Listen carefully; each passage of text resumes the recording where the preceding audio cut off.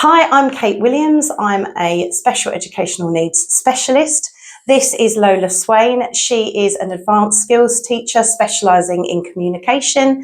And this is April, who is going to be supporting us today in the role of the child. I today am going to be taking the role as the non-communicative partner, and Lola is going to be taking the role as the communicative partner. Now, we've already prepared ourselves today. We have got our PECS card ready to go next to April by her dominant hand. So I've assessed April already, understand that this is very likely to be the hand that she will be reaching with, and therefore that's why I've positioned her in this way. We also have our motivating item, which are cheese puffs today. Very important that you have an item that the child is interested and would have interest in pursuing. We have used the packet to help us today because packets can be used to make noise. It is important to consider how much of that item that you are going to provide. So in this instance, I have provided fewer of the cheese puffs because I don't have full intention of any more than that being consumed. So that's just another consideration. Just to mention the environment, obviously if you're raising your children, it can be quite difficult to have an environment that doesn't have many distractions, but we've tried to use as few visual distractions and also considering noise distractions as well. So one thing just to be aware of when you are the communicative partner is what you do with regards to receiving the PECS card. So the communicative partner, as soon as the child reaches for that item, is going to make sure that their hand is poised and ready for the receipt of that card. And that's really important in sort of starting with this. As the child does develop, that won't be as necessary, and that is a level of development that we'll be looking at in the future. But to start, that hand does need to be poised and ready.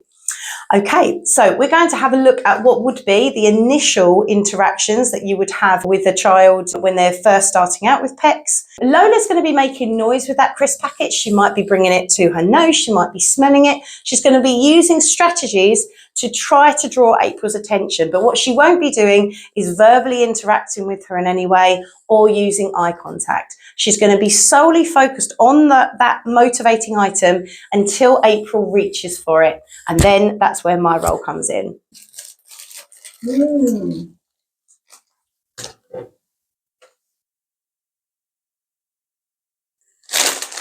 Crisp, you want crisp?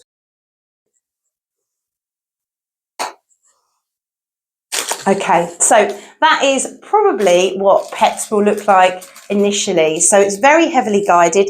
I've actually got my hand over the top of April's and I'm using my thumb to guide, if I can just show, to guide bringing that to the edge of the table and then to support with underneath her hand and for that exchange, okay? So initially, your child is going to need quite a lot of support with that to understand the process and what to do. But the more that you practice this, the more competent they will become.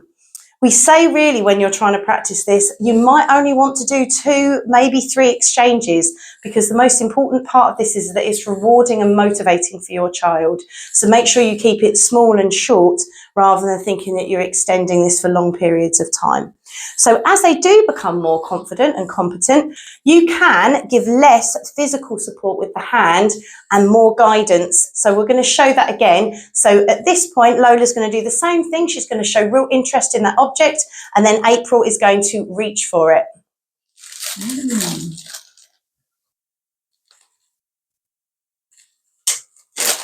Crisp, you want crisp?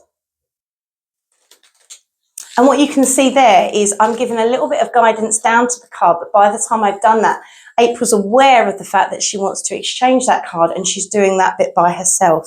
Now, as we progress, what will happen is it may be that we get that initial reach, and my only role is just to bring the arm down to the PECS to remind the process of how we communicate for that exchange.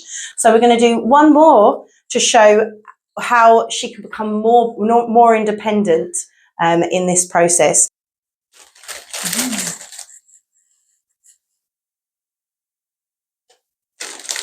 Crisp, you want crisp? And there we go. And that's where we're starting to really build on that independence. And that would be quite a good start for initiating communication through the use of PECS cards.